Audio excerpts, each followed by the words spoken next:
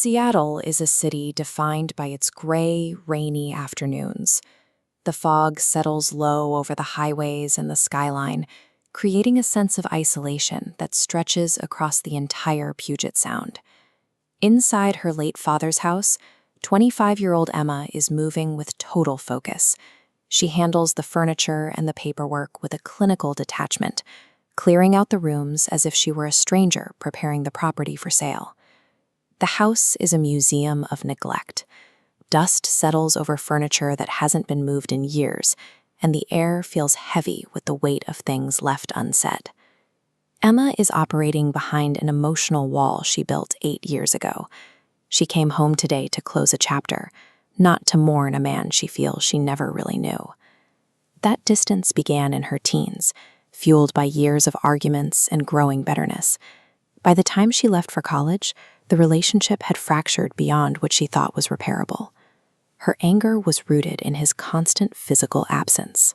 As a long-haul truck driver, he spent his life on the road, leaving Emma to navigate her world alone. She remembers a childhood marked by empty chairs. School plays passed by, graduations passed by, and birthdays passed by, while he was hundreds of miles away, a pattern that repeated until it became her only reality. Every time she looked for him in a crowd and found no one, she felt the sting of his priorities. In her mind, the silence from the road was proof that his work held more value than his daughter. Emma lived for years with the certainty that her father chose the highway over his family. His death simply made that narrative permanent, leaving her with a lifetime of resentment and no one left to answer for it. While clearing out the attic, the routine of packing is interrupted by a single cardboard box. It's tucked away in a corner, marked simply, "For Emma." Inside, she finds dozens of sealed envelopes, each organized by a specific moment in her life. There are letters for her 10th birthday, her first heartbreak, and her graduation day. The sheer volume of the collection suggests a level of attention she never thought he possessed. It's a decades-long record of a life he supposedly wasn't watching. Emma is forced to reconsider the man she left behind. If he truly didn't care, he wouldn't have spent 20 years writing down the things he couldn't say in person. She opens a letter from the year of her middle school play.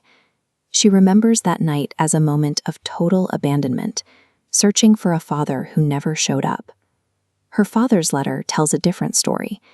He describes being parked at a truck stop, exhausted after driving 14 hours straight, just to keep the household running. While Emma felt the pain of his absence, he was pushing his body to the limit on the road. Every mile he drove was a trade-off made to provide for her.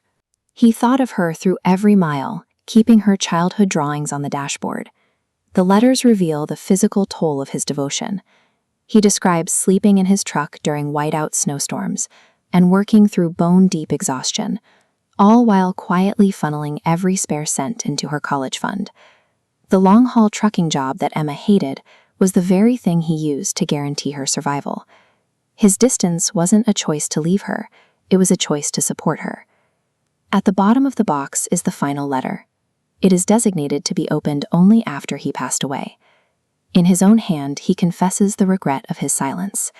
He tells her that while he failed to show his love in person, being her father was the only thing that gave his life any real meaning. The final line of the letter is a simple admission of his loyalty.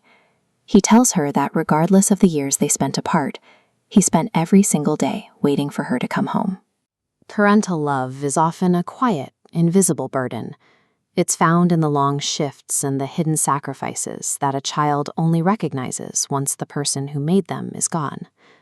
The present day looks different now. The for sale sign is gone, and her father's old room has been cleaned out and turned into a writing studio. Emma sits at her desk, beginning work on a book that will tell her father's story. She is turning his private letters into a public record of the man he actually was.